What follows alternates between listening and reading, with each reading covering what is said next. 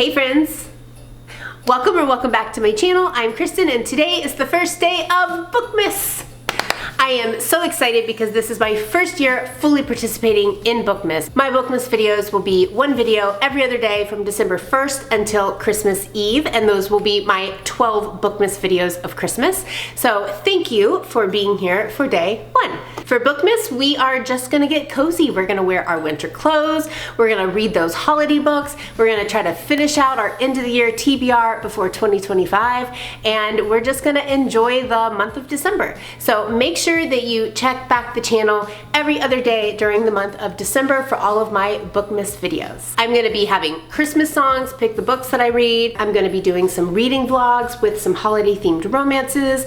I'm going to be doing some shopping for some Christmas decor, including my Christmas tree, and I'm gonna bring you guys along with me for that. So make sure that you subscribe to the channel so that you don't miss any of my Bookmas videos. So for day one of Bookmas, I'm gonna be sharing with you my December TBR, which is also my TBR for the Reindeer Readathon. The Reindeer Readathon is a holiday and winter themed readathon for the month of December, and it is a competitive readathon, which means you're randomly assigned to a team with like a team host or a team captain, and as you read for the prompts, you're like entering your book data and just kind of competing against the other teams to see which team wins.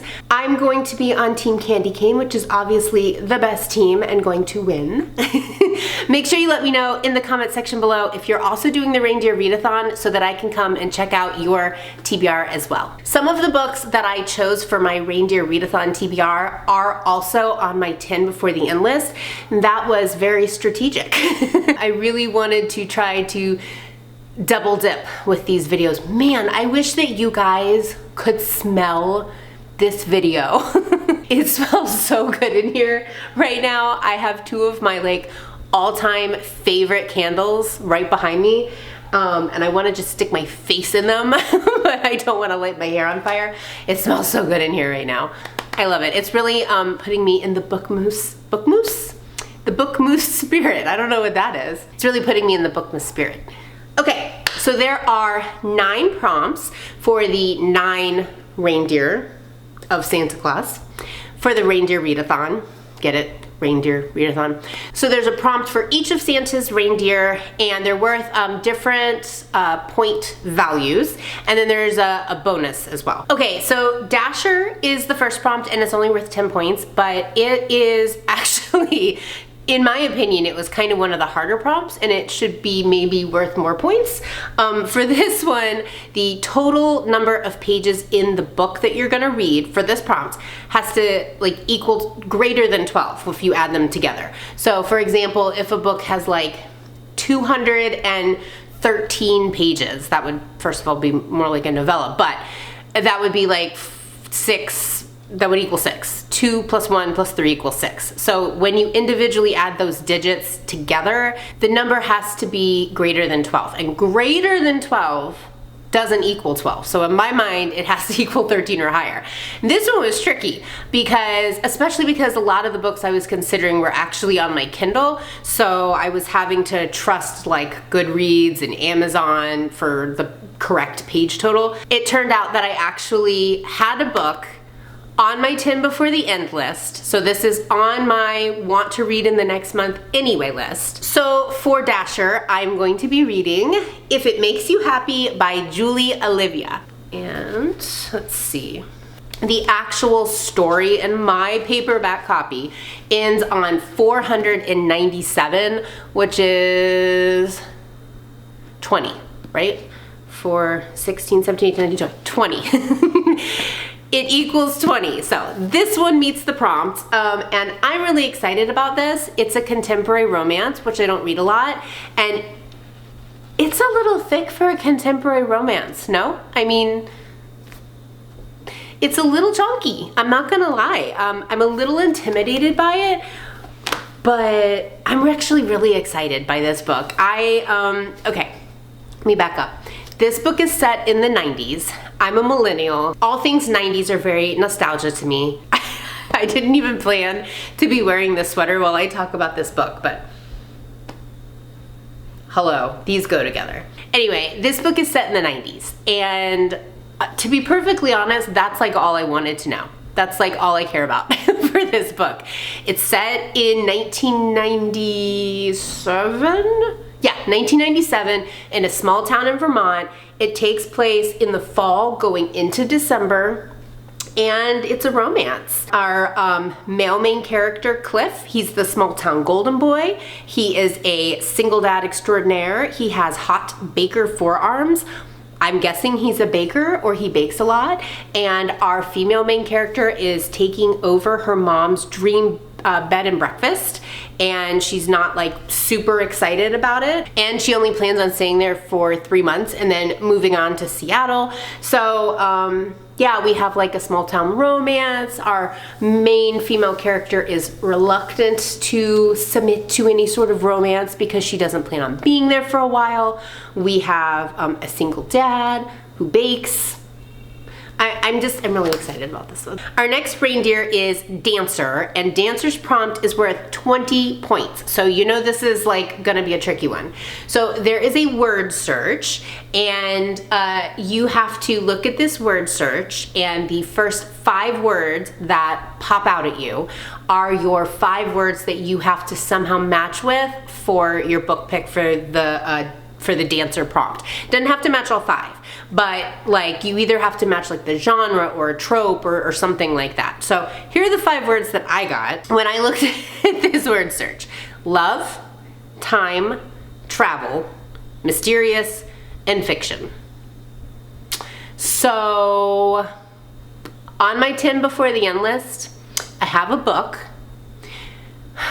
that has literally all of those things. As soon as I saw time and travel, I was like, I already know what I'm reading for this, and that book is The Everlasting by Alex E. Harrow. I have been talking about this book. I think this is like the 3rd time I've mentioned this book in a video, but it feels right. Like this mysterious time travel, maybe kind of a romance. I don't know. I don't know if it's really a romance because I'm afraid it doesn't end happily. I truly don't know. I haven't been spoiled at all, but I'm really looking forward to reading this book. It just feels like the kind of book that you like get under the covers and sink into your couch and just like read the book in one sitting, or like read most of it in one sitting. That's the feeling that I'm getting.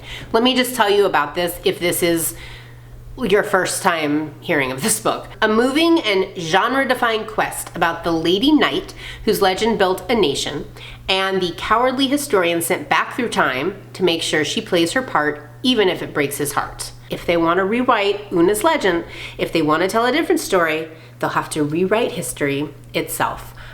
I even got like chills reading that. What is that?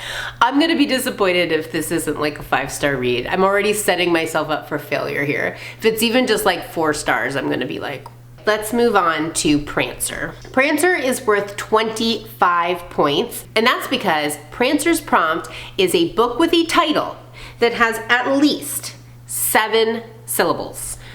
That is incredibly tricky. I found this to be really difficult, and I was just looking at every physical book I own, everything on my Kindle, everything on my 10 before the end, everything from my like October and November TBRs that I didn't get to. I mean, I was looking at like everything and just like counting out the syllables, because it's syllables, not words. I have 2.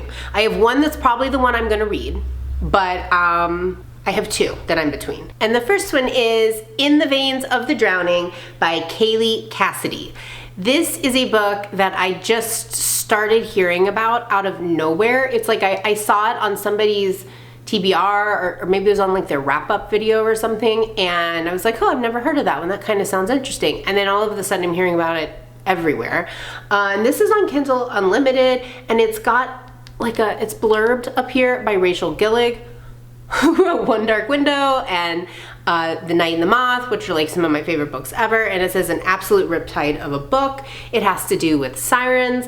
It's like a gothic tale, dark romance. I'm all for it. And In the Veins of the Drowning. As like a kind of runner-up maybe to In the Veins of the Drowning, I also might read Bat Eater and Other Names for Cora Zhang. I've heard so many good things about this book, and I didn't hear about it until like after Halloween when I was doing a whole bunch of like horror book reads for the first time, and I don't know if it really fits the vibe of like December reads, so I don't know if I'm gonna get to it or not. But In the Veins of the Drowning isn't exactly like a peppy, happy-go-lucky story either, so I don't know why for this prompt, like both of the books I'm between are a little bit dark, but maybe that's just Prancer. Okay, next is Vixen, and Vixen's prompt is 15 points, and that is read a book by an author who has an initial in their name, and for this one, Good Spirits by B.K. Borison, and I am beaming like this because last time I made a video talking about wanting to read this book, I didn't have the physical book,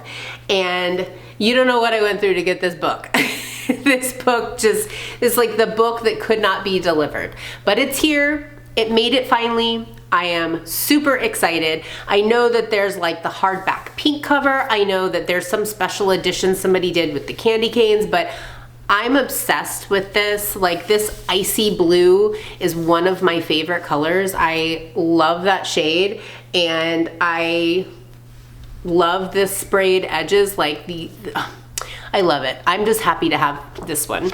So if you are unaware because you've been under a Christmas romance rock, this is a romance between the ghost of Christmas past, whose name is Nolan, and our main female character, whose name is Harriet York, who is typically a pretty good person and a people pleaser. And they have to figure out why Nolan was sent to haunt Harriet when she doesn't really seem to fit his typical clientele. And I haven't read it yet, but every time I see somebody talking about reading this book, they're just talking about how sweet and how romantic it is, and it like puts you in a good spirit. So I'm really looking forward to this. Bah humbug, but that's too strong because that's my favorite holiday. Okay, so the next prompt is for comment. It's worth 10 points, and it is to read a book based on the color of the book, and the way that you see what color choices you have is based on your astrological sign. So I am a Taurus, and so my colors were red, green, and yellow, and that's perfect because I wanted to read a lot of holiday books, so there's a lot of red and green books right now, and so I'm choosing Holiday Romance, which was by Catherine Walsh, and I just now realized you can't see what color this cover is, so hold on. It's red. Dun, dun, dun, dun. The Holiday Romance cover is red. I've never read another book by Catherine Walsh, but this one kept coming up on recommendations for the holidays, and it says on the front she's meant to be catching flights, not catching feelings. It's about two strangers that meet on an airplane. No, that's not right. What is this about? I just read another book that had that plot. Hold on a second. Okay, Molly and Andrew are just trying to get home to Ireland for the holidays when a freak snowstorm grounds their flight. Nothing romantic has ever happened between them. They're friends and that's all. But once a year for the last 10 years, Molly has spent 7 hours and 15 minutes sitting next to Andrew on the last flight before Christmas from Chicago to Dublin, drinking terrible airplane wine and catching up on each other's lives. In spite of all the ways the two friends are different, it's the holiday tradition neither of them has ever wanted to give up. I already have so many questions when I read this description. I was like, wait a second. Do they talk the rest of the year? Are they like friends who just don't live near each other? Or did they like meet doing this flight once and just agreed to do this flight together every year? I don't know, but I already have questions. I'm already curious, and that's a good thing because going into the book, I feel like there's already like a little mini mystery that I want to solve. Okay, so also their flight gets grounded, and I guess it's more important for him to get home than her, and so she like makes it her Christmas mission to get him home to Ireland, and so they're like traveling on like trains and in cars and all kinds of crazy stuff, and that's like what I'm getting from the synopsis, so I'm really excited because I love like a romance that's on the move type of thing. It's like planes, trains, and automobiles, but like with romance. So I really don't know where it's gonna go, but I do know it has like a lot of recommendations. A lot of people that have read this recommend it for like your December TBR. So I'm gonna give it a try. It's on my list for the Reindeer Readathon. Okay, the next prompt is Cupid. And this one, this is like a paired prompt.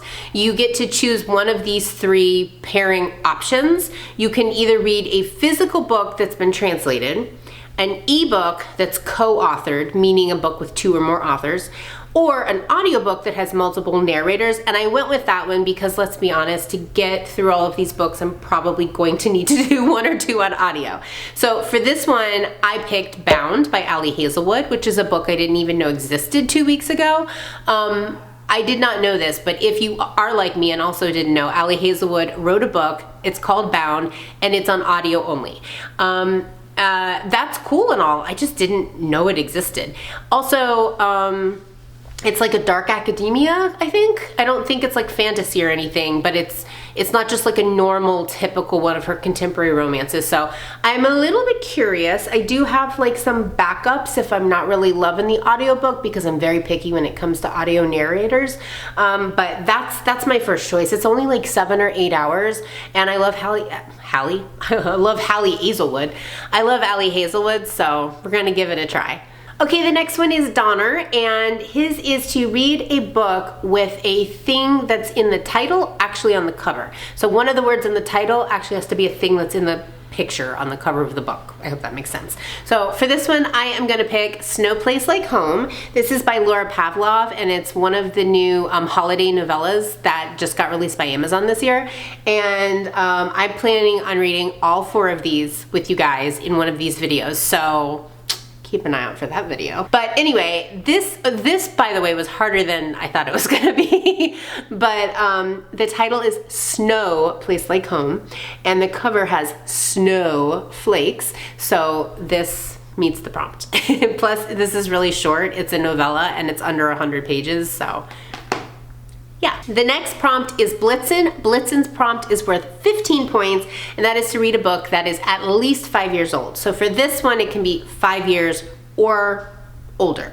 So I have several, but I'm gonna try to stick with Heir of Fire by Sarah J. Maas. Again, if you've been watching my videos, I have said this was on my December TBR a couple of times now, because I'm doing a reread of the whole Throne of Glass series, and this is where I'm at in my reread. So it also has a green cover, so if I decided to read something else for this prompt but still wanted to read this, I could also use it for the astrological sign cover prompt, where I need to read something with a red, green, or yellow cover. So it also follows that rule. Well, also, come to think of it, I'm talking about the old covers. I don't remember what color Heir of Fire is since they redid the covers. It's not green though. I didn't think about that. Well, whatever. I'm gonna read it for Blitzen. Okay, we're at the last reindeer prompt, and that is Rudolph. I had to look at the list. I couldn't remember Rudolph. Rudolph. And the Rudolph prompt is worth 10 points, and it's a book with no eyes on the cover. Funny story, when I watched Break Even Books video to introduce this year's Reindeer Readathon, he verbally said all the prompts, and when he said no eyes on the cover, I thought he meant the letter I. So I thought like just a book title and author where there's no letter I's. Then when I saw it actually written down, I was like, oh, thank God I looked at the prompts before I chose my book. No eyeballs on the cover. A book where there's no animals or people, you can't see any eyeballs. Anyway. I have 2 options for this. One of them is The Things Gods Break by Abigail Owen. I loved the first book in this series that I read last year.